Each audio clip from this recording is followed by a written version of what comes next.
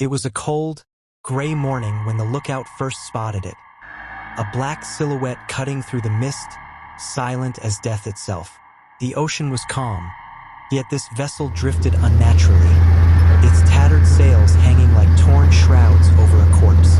As the ship grew closer, the crew on the merchant brig could see the name painted in faded gold across the stern. Arang Medan. A name that, within days, would be whispered in terror across every port in the East Indies. What they didn't yet know was that this ship would soon claim their lives. One by one, they approached cautiously, expecting shouts from a living crew, the clang of rigging, or even the bark of a captain giving orders. But there was nothing. No sound, no movement, only the faint creak of wood in the swells, and an overwhelming sense that the ship was not just empty, but watching. One of the rescuers would later say that as they climbed aboard, he felt the air grow heavier, thicker, like stepping into the room where someone had just died. What they found on the deck froze them in place. The crew of the Arang Medan lay sprawled where they had fallen, eyes wide open, mouths frozen in silent screams. Their bodies showed no wounds, no blood, and yet their faces were twisted in pure horror, as if they had seen something no human should ever witness. Even the ship's dog was dead, its teeth bared at an unseen enemy. Whatever had happened here had been swift, merciless, and impossible to explain. The rescuers called out, hoping to find someone alive below deck. But as they descended into the ship's bowels, the air grew chokingly hot, smelling of sulfur and death. In the radio room, they found the final, chilling clue: the ship's distress call, still faintly recorded in the log. All officers, including captain, dead, lying in chart room and bridge, possibly whole crew dead. I die. And then silence. They didn't linger long. The decision was made to tow the Arang Medan to the nearest port for investigation. But as soon as they began preparations, a thick smoke began rising from the ship's hull. The rescuers barely had time to cut the lines before the entire vessel erupted in a massive explosion, shattering its timbers and sending it to the bottom of the sea. Whatever secrets the Arang Medan carried, whatever killed her crew, were swallowed forever by the waves. Or so they thought. In the weeks that followed, the men who had boarded the Arang Medan began to fall ill. Fevers, hallucinations, sudden seizures, until one by one, they were gone. None lived long enough to tell their full story. The surviving sailors who had only seen the cursed ship from afar refused to speak her name, claiming it brought bad luck. In the ports of Sumatra and Singapore, whispers grew that the Arang Medan had been carrying something forbidden, and that it had cursed all who touched it. Some said it was a secret cargo of deadly chemicals, a remnant of wartime experiments smuggled across the sea. Others swore it was a coffin, an ancient relic stolen from a lost temple, its guardian spirit unleashing vengeance on anyone who disturbed it.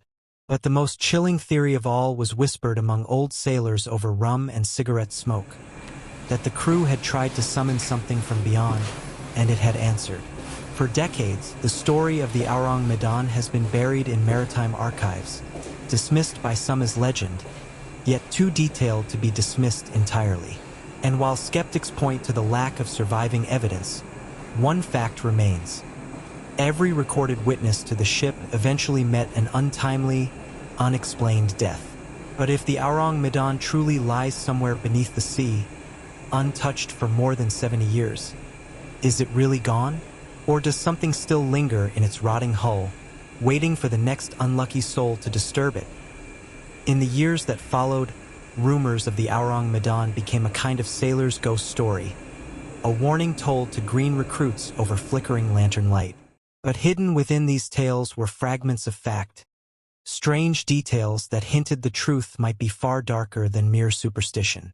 One old Dutch captain swore he had seen the Arang Medan's manifest before it vanished, and claimed it listed canisters marked only with military codes. This fed the theory that the ship had been smuggling wartime chemical weapons through tropical waters, perhaps remnants of Japan's notorious Unit 731 experiments. If a leak occurred in the sweltering heat of the cargo hold, It could have killed the crew in minutes, their bodies locking in death with those horrifying expressions. But this theory didn't explain the most disturbing detail, the eerie calm of the ocean around the ship, and the fact that even seasoned rescuers described feeling watched and unwanted the moment they set foot on deck. The second theory was even stranger. In the archives of a colonial trading company, a faded logbook mentions a shipment aboard the Aurang Medan labeled simply as Antiquities. No origin, no description, nothing except a note. Handle with utmost caution. Do not open. Historians who have seen this entry believe the cargo may have been taken from a remote island in the South Pacific, a place where locals still tell stories of a stone coffin guarded by a vengeful spirit. If true, the curse may not have been metaphorical, but real. Then there was the third, whispered theory, the one that made even hardened sailors shiver. According to this version, the ship's radio officer was known to dabble in the occult. Crewmen claimed he had been conducting strange rituals in the nights before the deaths, burning incense and chanting in languages no one understood. The final SOS message, they said, wasn't just a warning, it was a plea. Whatever he had called had come for them all. But perhaps the most unsettling thing is not the theories themselves, but the fact that no official investigation was ever completed. The Aurang Medan exploded, sank, and vanished without a trace. And with it, all hope of uncovering what truly happened. No wreck has ever been found, and yet, strange sightings persist. In 1992, a cargo freighter reported seeing an old, weathered vessel drifting near the Strait of Malacca. The name was unreadable, the sails torn, the deck empty. As the freighter tried to signal, a sudden fog enveloped the ship, and when it cleared, the vessel was gone. Mariners who hear this story can't help but wonder, did they see the ghost of the Aurang Medan still wandering the seas? Today, the story survives as one of the most chilling maritime mysteries in history. For some, it's just a legend. For others, it's proof that the ocean still holds secrets far more terrifying than we can imagine. And somewhere, deep beneath the waves, the Aurang Medan may still lie, her dead crew frozen in eternal horror, waiting for the next poor soul to bring her curse back to the surface. So if you're ever sailing through the misty waters of the East Indies, and you spot a dark, silent silhouette drifting toward you, remember this story, and pray you never set foot on the cursed ship.